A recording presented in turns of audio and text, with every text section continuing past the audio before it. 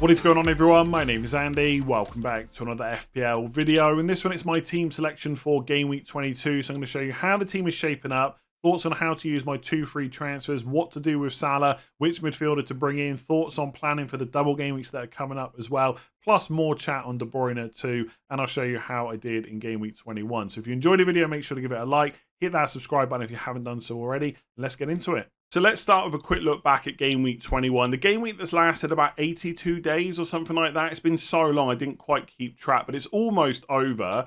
And it was another pretty good game week for me. I finished on 68 points total. That was enough to take me from 62,000 up to 45,000. So I'm inside the top 50,000 for the first time this season, which is a really strong position to be in because obviously there's plenty of game weeks to go, plenty of time to improve that rank. Of course, it could go the other way as well. It could be lots of red arrows. But I'm really happy with how things are going. Still only had 2 red arrows since Game Week 9. And as I've said before, they were quite small red arrows. So things are going decently.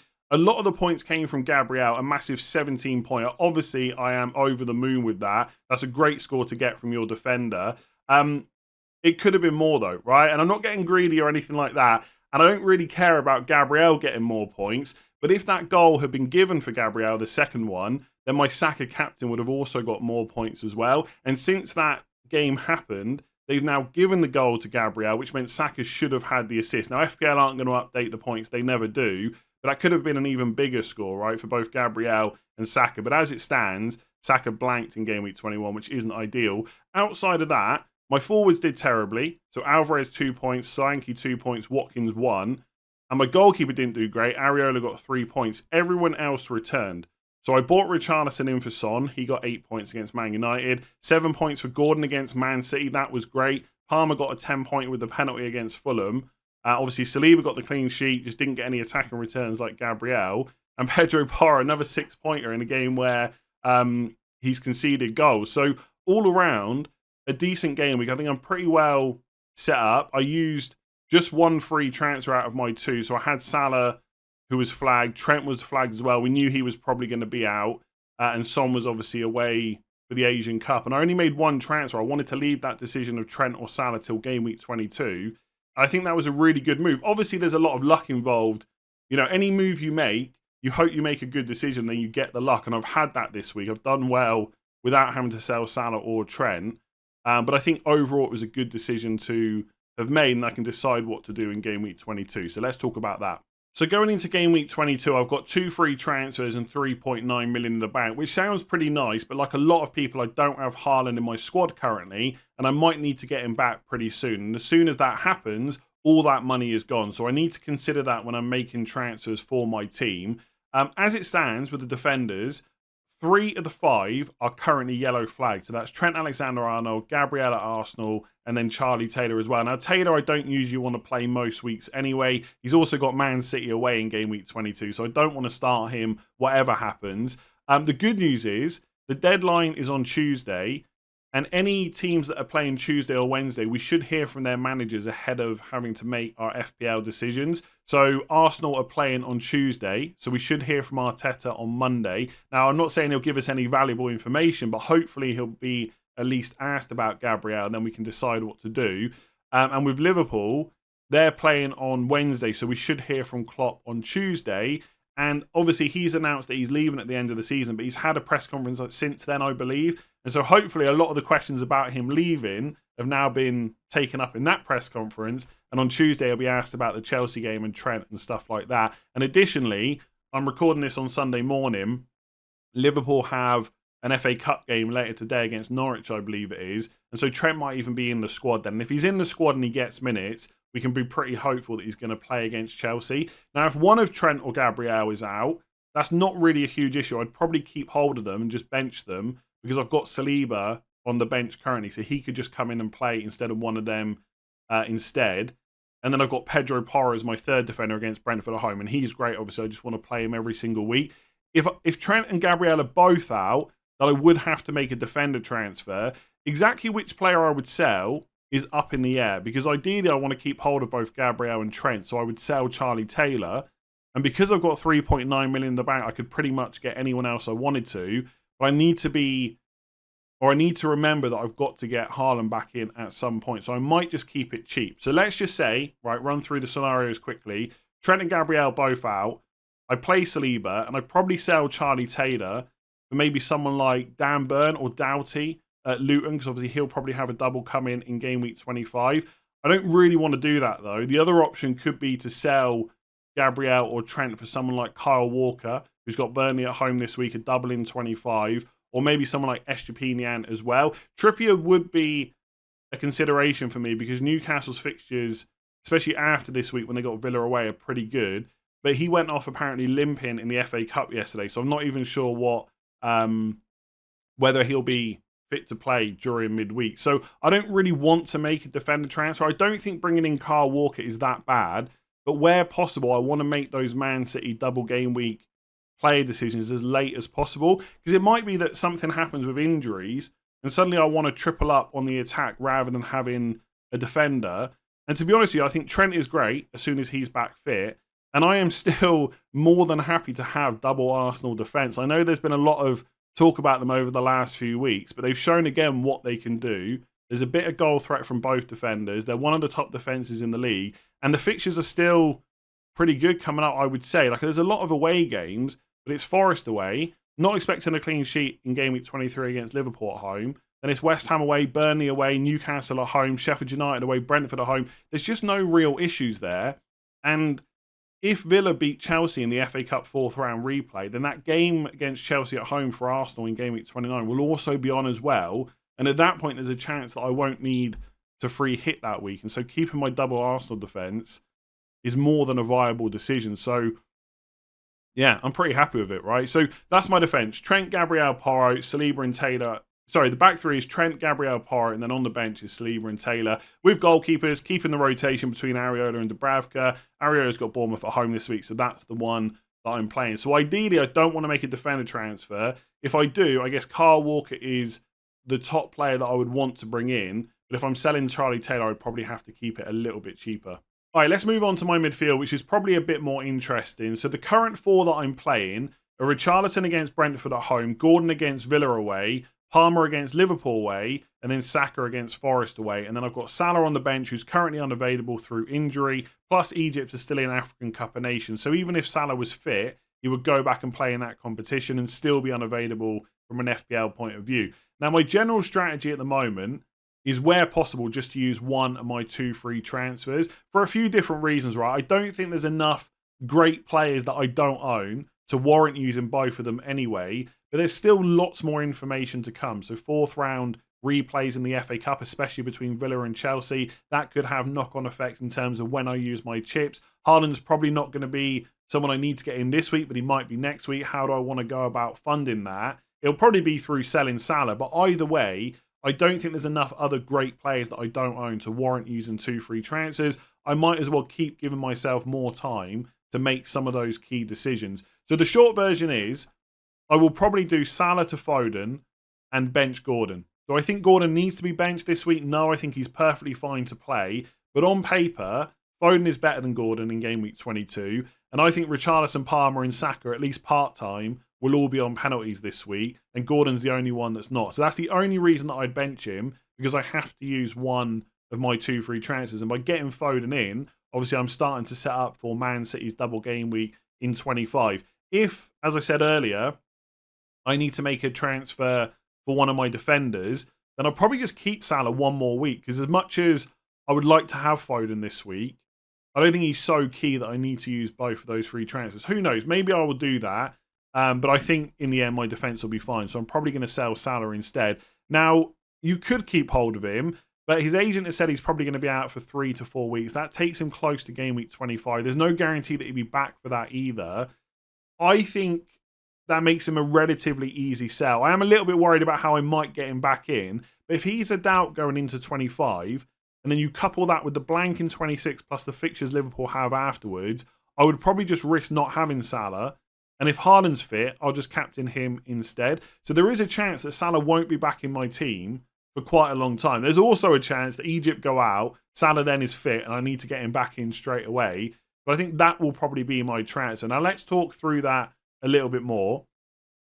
De Bruyne is someone I haven't completely ruled him out, but I just don't see me buying him this week for a few different reasons. One is the price, and two are his minutes. Now, I get the argument, as I've said before, that he's a great player. He can get returns off the bench. That's not good enough for me, right? That only lasts for so long, because if he gets benched for the next 2 games, which is not a guarantee, but let's say he does, and he doesn't get returns, do you know what questions I'm going to start to get asked? Should we get rid of De Bruyne? When's he going to start, etc., right? It feels good right now because he's come off and done really well. Will that continue? Do you want a £10.6 million player that's only getting 20 to 30 minutes each week?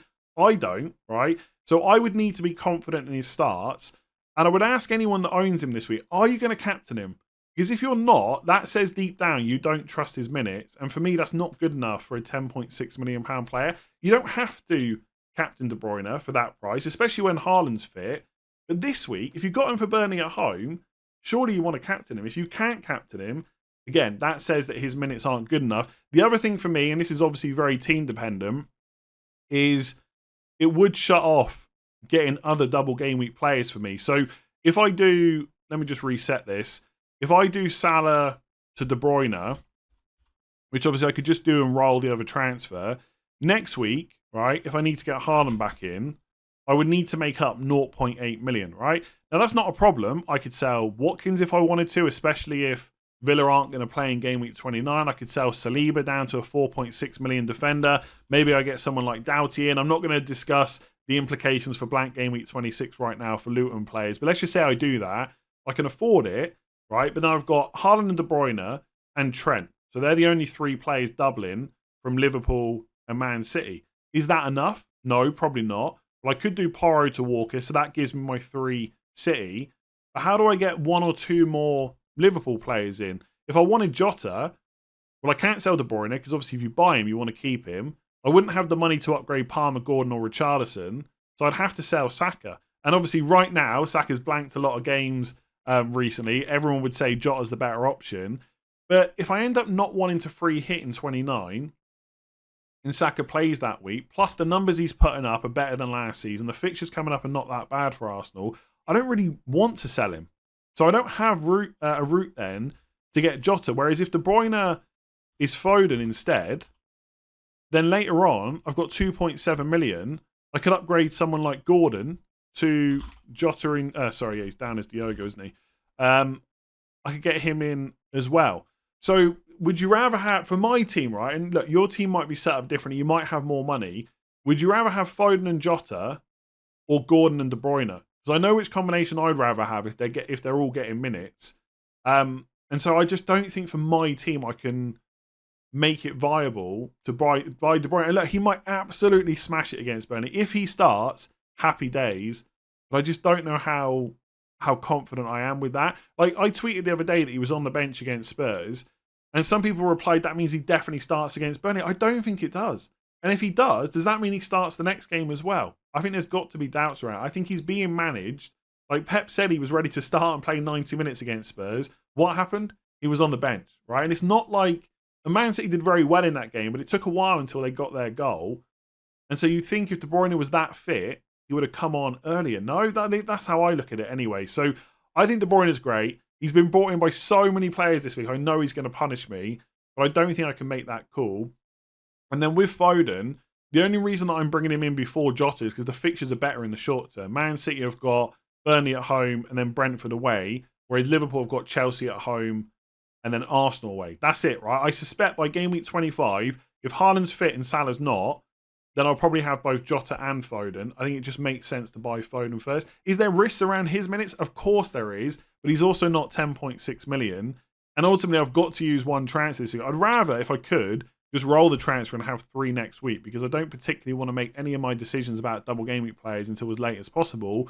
But I can't do that this week. And I don't think bringing in someone like Eze, who's super cheap with Sheffield United at home, makes too much sense, because I've already got a lot of enabling midfielders. So, yeah, that was a very long way to say. Well, to be fair, I already told you I was probably going to get Foden, but that is the reasons why. And I think for my team, that makes sense. And also, just one other thing.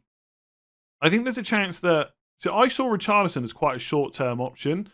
I'm not so sure now, because I think he is first choice number 9. He is blanking in 26. But Spurs and Fulham are both out of the FA Cup now. So he's going to play in 29. And Spurs fixtures outside of blank 26 are pretty good. Brentford at home, Everton away, Brighton at home, Wolves at home before the blank. Then afterwards, it's Palace at home, Villa away, Fulham away. And if he's first choice number 9, even when Son's back, even if he doesn't have penalties, which obviously he wouldn't, he's still a really good option. And essentially, I don't know when I'm going to use my chips, right? I have to keep saying that because right now I don't. And I think originally it was like, I'll use it in blank 29. But if Spurs are playing that week, well, I've got Porro and Richarlison. And if Villa, who are at home for the replay against Chelsea, beat Chelsea in the 4th round, then Arsenal versus Chelsea is also on. And I've got Gabriel, Saliba, Saka and Palmer. So all of a sudden for 29, just by Villa beating Chelsea, I've got 6 players. And not just 6 players, but 6 really good FPL options. And so all of a sudden, that free hit might not have to be used. And I might use it in 26 instead, which makes loading up on players like Doughty and Liverpool players much easier to do. So I did say this, right? We will get more information ahead of Game Week 22. We're going to get the FA Cup 5th round draw this evening. I'll talk about that tomorrow. Like, for example, if Man City get drawn against Liverpool, you know that one of them's going out of the FA Cup next round. That could then play a part in what moves we make. We don't have all the information just yet. So for now, where possible, I'm trying to leave my options open. So yeah, Salah to Foden is probably going to be my move. Do I love it? Not really, but I think it's the best of a bunch of bad moves, really. And then up front, I've got Alvarez against Burnley at home, Watkins against Newcastle at home, and Solanke against West Ham away. And as it stands, no plans to sell any of those players this week. Eventually, I'll have to get rid of one to bring Haaland back in. But until I see him get minutes, I don't really want to rush him back into my squad. And he wasn't even in the squad against Spurs in the FA Cup. So I think best case scenario for Burnley is that Haaland's on the bench. Then he gets 10 or 20 minutes off of it. And then maybe starts against Brentford in Game Week 23. And if that happens, in Game Week 23, I'll be looking at bringing him back in. But this week, I just don't see myself doing that. Even if Pep says he's ready to play, I still wouldn't be expecting a start from him. And while Haaland's not an option, I've got to keep hold of Alvarez, especially this week, because he's playing number 9. He'll be on penalties as well. And obviously, Burnley at home is a great fixture. Once Haaland's back, and especially with De Bruyne playing more often, Alvarez's minutes will go right down. At that point, I'll probably just sell him. But this week, I've got to keep hold of him. At the moment, he's got my captain's armband. I'm not sure if that's going to stick. I'm going to talk about this in tomorrow's video. I think this is one of those weeks where you can pretty much go wherever you want, because there's so many perfectly reasonable players to pick from. My 2 choices, I think, are down to Alvarez and Richarlison. I know Palmer's been great, but I don't see Liverpool away as a brilliant fixture. And I think Saka is perfectly fine, by the way, against Forest away. But Richarlison and Alvarez have both got home fixtures. Now, I think Burnley at home is the easier of the 2. But I think Richarlison's going to be on penalties, same as Alvarez. He's also a midfielder as well. And I also think his minutes are going to be great again this week because Son won't be there. And Werner's not going to come and play central instead of Richarlison. So he probably gets 80 to 90 minutes. With Alvarez, he might get that. But if De Bruyne is getting minutes and Haaland's in the squad and he's getting minutes off the bench as well, Alvarez might only play like 60 to 70. There are some doubts there. It's a tricky one. When the deadline ticked over for Game Week 21 and then the game came back up, I always set my squad for the following week. And as soon as I did that, I put the armband on Alvarez. But as we get closer to the deadline, I'm wavering a little bit because I think Richarlison's a really good option as well. We know how attacking Spurs can be. If Maddison's back in the squad, I think that only helps them as well. I do think having penalties as a midfielder, does that make him slightly better than Alvarez? I'm really torn between those 2. I think for the last few weeks, I've known my captain, right? It was Saka last week. It was Salah the week before against Newcastle. I was happy with those decisions. I think this one will go down to the wire. I think if I could guarantee 90 minutes from both players, I'd probably go Alvarez because I think Man City are just they could run riot against Burnley basically, and obviously with penalties as well, it's great. But I don't know. I'm stuck between Richarlison and Alvarez. I don't want to go into it too much here because I'll just start rambling more so than ever. I don't know. Let me know down in the comments. Let me know in the comments which one of those 2 you think. And just quickly, Solanke or Watkins, I think they're great. Will I keep them for the rest of the season? Probably not. But until I've got a reason to sell them, they might as well just stay in my squad. Like at some point, maybe I go Trent, Jota and Nunez. And if I've got Haaland instead of Alvarez, I've got to sell one of Watkins or Solanke. But again, I want to leave that decision as late as possible to know who's the best to sell. Like if one of them is playing in Game Week 29, the other one isn't, and I'm not free hitting, then that choice is made for me. I think that does, at this stage of the season, a lot of your decisions are just made. They're not made for you, but the decisions are narrowed down because when you use your chips will dictate which players you want to bring in. If I'm not free hitting in 29, then I need players that are playing that week. If I am, then I need to think about the other game weeks instead. And look, it's not, I don't know, in some ways, I like the double and blank game week part of the season, but I do think it takes a lot of decisions out of your hand. It just narrows down the player pool even more. And also, if you're patient like me, you're just waiting for more and more information and you're just making one free transfer. I'm going to leave it there, right? One free transfer, probably Salah to Foden, bench Gordon, gives me a decent overall squad. Captaincy currently on Alvarez. I might switch to Richarlison. And that's about it. Hopefully Trent and Gabriel, fine. If you enjoyed that ramble, give it a like, hit subscribe as well, rate 5 stars if you're listening on podcast. I'm going to do Game Week preview tomorrow, talk through captaincy and something else. Oh yeah, the FA Cup draw and stuff like that. And then on Tuesday, I'll do final thoughts, which will basically be a Q&A. So look out on Twitter when I ask you for any questions that you've got. Thanks for watching. I'll see you again tomorrow.